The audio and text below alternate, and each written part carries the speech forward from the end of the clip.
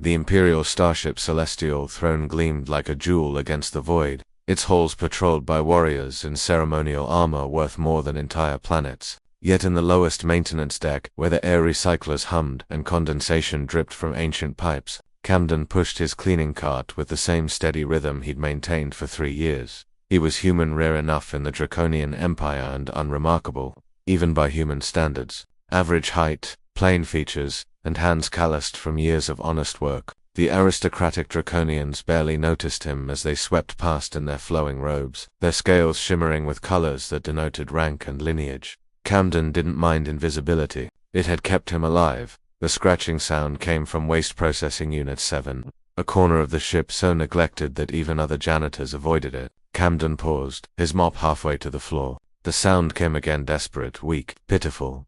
He found the hatchling wedged between 2 disposal units, its silver scales dulled with grime and hunger. The little dragon was no bigger than a house cat, its wings crumpled against its sides, its golden eyes filming over with approaching death. Camden knew what he was looking at. Dragon hatchlings were sacred in the Empire. They were born in crystal nurseries, attended by dozens of servants, fed only the finest processed stuff. For one to be here, discarded like trash, meant something had gone terribly wrong, or terribly right, depending on who wanted it dead.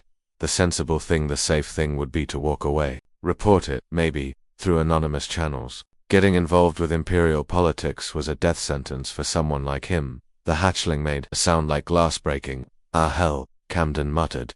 He had a sandwich in his lunch container. Synth meat on grain bread, nothing special. He tore off a piece and offered it to the hatchling. The little dragon's nostrils flared. It lunged with surprising strength, swallowing the morsel whole. Camden fed it the entire sandwich, then the protein bar he'd been saving. The hatchling's scales began to brighten, its eyes clearing to molten gold. "You're gonna get me killed," Camden told it softly. But he was already pulling off his jacket to wrap around the creature. For 3 weeks, Camden hid the hatchling in an abandoned supply closet, bringing it food from his meager rations and whatever he could sneak from the crew cafeteria. The little dragon grew stronger, its scales polishing to mirror brightness. It followed Camden on his cleaning routes, hiding in his cart when footsteps approached. He named her Isla. She had personality, that one, curious and fierce, with a tendency to hoard shiny bits of discarded metal. She chirped when Camden arrived and curled against his chest when he rested. For the first time in years, Camden felt something other than the grey numbness of survival. Then came the day the Emperor himself walked through maintenance, Deck 7. The Imperial procession was unprecedented. Emperor Zithrak the Eternal, whose scales bore the deep crimson of ancient bloodlines, rarely left the upper decks. His entourage of advisors and guards filled the corridor, and Camden pressed himself against the wall, hoping to vanish into the shadows. Isla had other ideas. The hatchling burst from Camden's jacket with a delighted chirp and flew, her wings beating with newfound strength directly toward the Emperor. Guards moved to intercept, weapons raising, but Zithrak held up one clawed hand. Isla landed on the Emperor's outstretched palm, nuzzling against his scales with obvious affection. The silence that followed could have smothered stars. Zithrak's eyes, ancient and knowing, lifted from the hatchling to Camden. The human janitor's heart hammered so hard he was certain everyone could hear it.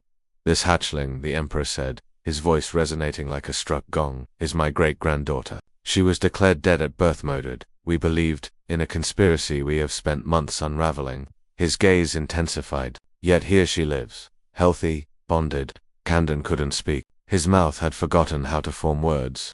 "You fed her," Zithrak continued. "You, a human. You saved Imperial blood without thought of reward or recognition." The Emperor's expression was unreadable. "The penalty for touching an Imperial hatchling without authorization is death." Camden found his voice. "I know, Your Majesty, yet you did it anyway. She was hungry, sir. That seemed more important than rules." A ripple ran through the watching courtiers. Several looked scandalized. Others looked thoughtful. Isla chirped again, bouncing on the Emperor's palm and looking back at Camden with clear expectation. Zithrak made a sound that might have been a laugh. "My great-granddaughter has chosen her guardian, it seems. Tell me, humor, what is it your kind says? Something about dragons and treasures. Dragons guard what they treasure, Your Majesty, indeed." The Emperor's eyes gleamed. "And sometimes what they treasure is not gold, but character." He turned to his advisors. "Camden of Earth is hereby named Imperial Guardian of the 3rd Hatchling line. He will receive all honors, lands, and titles appropriate to this station. The pronouncement hit the assembled court like a shockwave. Your Majesty, one advisor sputtered. He's human, he is worthy. Zithrak cut him off. He proved it where bloodline and breeding failed. Let that be a lesson to you all. Later, after the chaos had settled and Camden found himself in quarters larger than any space he'd ever inhabited, Isla curled up on his chest the way she had in that old supply closet. Through the viewport, stars wheeled in their ancient dance. Camden stroked her scales, marveling at the absurdity of it all. Yesterday he'd been invisible, forgotten. Today he was nobility. But really, nothing had changed. He'd done what needed doing, fed something hungry, showed kindness where it was needed. Maybe that was the most human thing of all. Isla chirped sleepily and Camden smiled. Yeah, he whispered to her, I've got you too. Outside, the Empire turned, and in its turning, began to remember that honor wasn't born, it was chosen, one small act at a time.